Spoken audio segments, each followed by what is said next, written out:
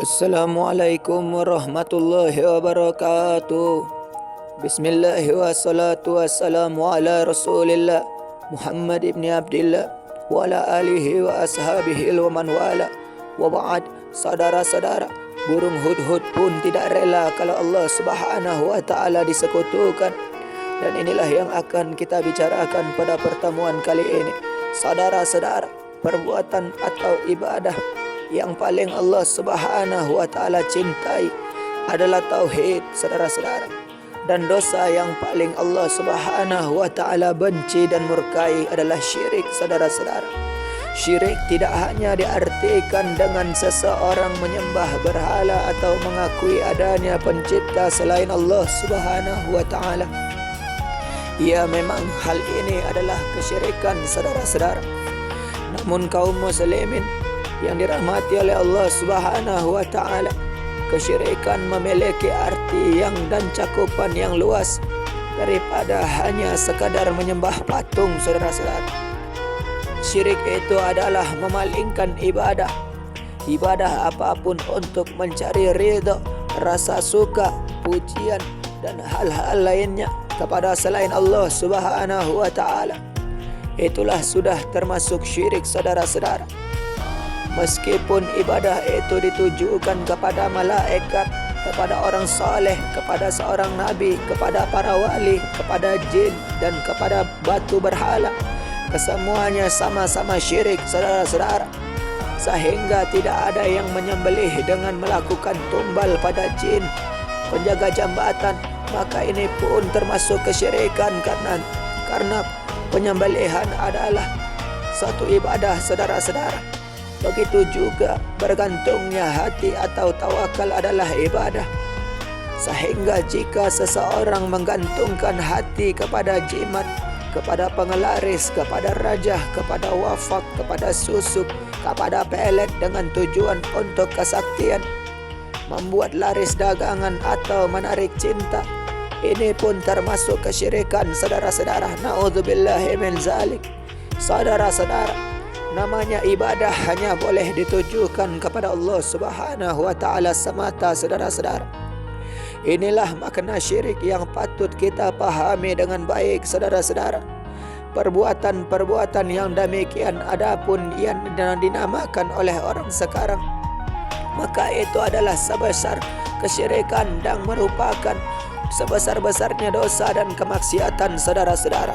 Na'udzubillahi min zalik. Ketahuilah, saudara-saudara, seorang muslim wajib memiliki rasa kecemburuan dan ketidaksenangan ketika Allah Subhanahu wa taala disekutukan, saudara-saudara. Ada perasaan marah di hatinya ketika ada manusia beribadah kepada selain Allah Subhanahu wa taala. Ada rasa keinginan untuk menasihati dan mencegah pelaku kesyirikan itu dengan cara-cara yang hikmah agar ia berhenti dari kesyirikannya, atau mengingatkan orang lain dari kesyirikan yang dilakukan para pelaku syirik, saudara-saudara. Ketahuilah, saudara-saudara, pada hari ini lihatlah para dukun mendedahkan kesyirikan dengan mengiklankan diri di televisi, saudara-saudara, di baliho-baliho, saudara-saudara, di koran-koran, di majalah-majalah dan yang lain-lain, saudara-saudara. Hendaknya muncul rasa prihatin dalam wujud upaya melakukan untuk menolaknya, saudara-saudara. Dimulai dengan mengkaji apa itu tauhid dan apa itu syirik dengan segala bentuknya, lalu mendakwahi keluarga dan masyarakat, saudara-saudara. Ketahuilah, saudara-saudara, di antara kecemburuan dan bentuk upaya menghilangkan kesyirikan adalah apa yang dilakukan oleh seekor burung, saudara-saudara. Ya, seekor burung, saudara-saudara.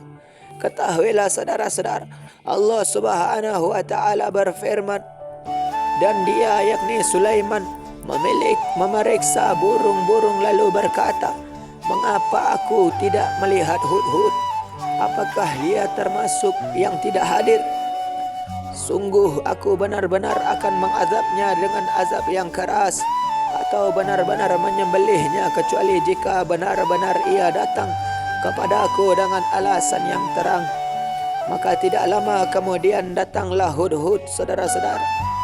Lalu ia berkata, aku telah mengetahui sesuatu yang kamu belum mengetahuinya. Dan kubawa kepadamu dari negeri Sabak suatu berita penting yang diyakini. Sesungguhnya aku menjumpai seorang wanita yang memerintah mereka, dan dia dianugerahi segala sesuatu serta mempunyai singgasana yang besar. Aku mendapati dia dan kaumnya menyembah matahari selain Allah Subhanahu wa ta'ala, dan syaitan telah menjadikan mereka memandang indah perbuatan-perbuatan mereka, lalu menghalangi mereka dari jalan Allah Subhanahu wa ta'ala, sehingga mereka tidak dapat petunjuk agar mereka tidak menyembah Allah Subhanahu wa ta'ala yang mengeluarkan apa yang terpendam di langit dan di bumi, dan yang mengetahui apa yang kamu sembunyikan dan apa yang kamu nyatakan. Allah Subhanahu wa ta'ala tiada Tuhan yang berhak disembah kecuali Dia, Tuhan yang mempunyai arsy yang besar. Quran surah An-Naml ayat 20 sampai 26. Allah Karim. Saudara-saudara, perhatikanlah firman Allah Subhanahu wa ta'ala ini, saudara-saudara, yang menjelaskan bagaimana seekor burung hudhud tidak rela Allah Subhanahu wa ta'ala disekutukan, saudara-saudara. Tergerak dari sebuah rasa kecemburuan terhadap penyimpangan akidah dalam hati seekor burung, saudara-saudara. Ketika ia merasa enggan melihat seseorang bersujud dan menyembah kepada selain Allah Subhanahu wa ta'ala, yang mana hal tersebut dilandasi dengan dasar ilmu bahwa penyembahan yang dilakukan kepada selain Allah Subhanahu wa ta'ala adalah perbuatan sia-sia dan merupakan kebinasaan, saudara-saudara. Inilah suatu kebenaran yang nyata dan wajib untuk diketahui semua orang, saudara-saudara. Ketahuilah, saudara-saudara. Kemudian timbul pertanyaan, bagaimana mereka bisa sujud kepada selain Allah Subhanahu wa ta'ala, menundukkan kepala-kepala mereka dan merendahkan dengan rasa hina leher-leher mereka di hadapan makhluk-makhluk Allah Subhanahu wa ta'ala. Na'udzubillahi min zalik. Semestinya kepala-kepala dan leher-leher harus terangkat. Tubuh harus berdiri tegak di hadapan makhluk Allah Subhanahu wa ta'ala, karena seluruh makhluk adalah sama derajatnya di hadapan Allah Subhanahu wa ta'ala. Dalam permasalahan ubudiyah, yakni penghambaan, meskipun dalam masalah status derajat kehidupan di dunia mereka berbeda, kening itu tidak boleh ditundukkan kecuali hanya kepada Allah Subhanahu wa ta'ala saja, saudara-saudara. Punggung tidak boleh dimiringkan dan ditundukkan dengan rasa hina kecuali hanya kepada Zat yang Maha Pemberi kehidupan. Saudara-saudara, itulah kemuliaan yang telah Allah Subhanahu wa ta'ala berikan kepada manusia yang mulia.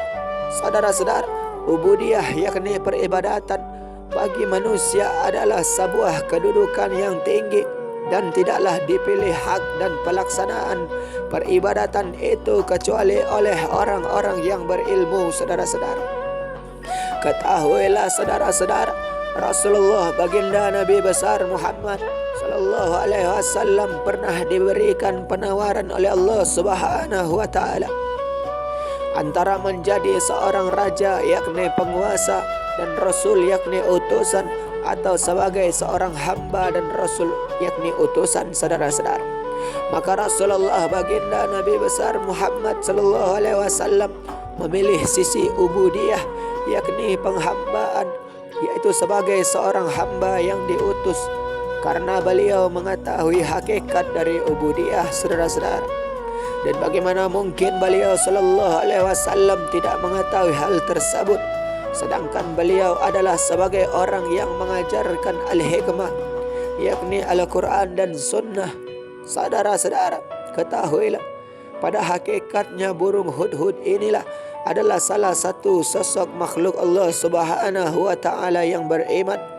Artinya bahawa ia tidak mengetahui yang patut disembah kecuali hanya Allah Subhanahu wa Ta'ala semata. Sebagaimana dalam firman Allah Subhanahu wa Ta'ala, dan tidak ada satu pun melainkan bertasbih dengan memujinya, tetapi kamu sekalian tidak mengerti tasbih mereka. Quran surah Al-Isra ayat 44. Allah Karim. Saudara-saudara, ketahuilah dan sebuah kenyataan bahawa burung hudhud ini memiliki ilmu dan mengenal beberapa perkara yang samar, di mana urusan tersebut tidaklah dikenal kecuali oleh kalangan ahlul ilmi, saudara-saudara, yakni orang-orang yang berilmu.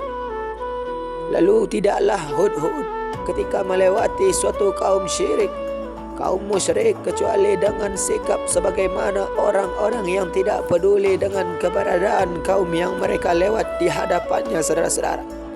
Tidak pula terburu-buru dalam menafsirkan keadaan kaum tersebut dengan mengatakan mereka adalah orang-orang yang tidak berilmu dan pandir, saudara-saudara. Akan tetapi hudhud bergerak dan pergi dengan perlahan-lahan, kemudian melaporkan kejadian yang baru ia saksikan kepada Nabi Allah Sulaiman alaihi salam, saudara-saudara, dengan kabar yang yakin, yakni tidak diragukan kebenarannya. Ketahuilah saudara-saudara, ada pendapat yang mengatakan bahwasanya hudhud adalah hewan yang telah dipersiapkan secara khusus dan termasuk salah satu dari golongan pasukan baginda Nabi Allah Sulaiman alaihi salam yang bertugas khusus dalam hal pengintaian, yakni menjaga serta mengawasi, dan memiliki kedudukan sebagai makhluk yang berakal dan berilmu, saudara-saudara.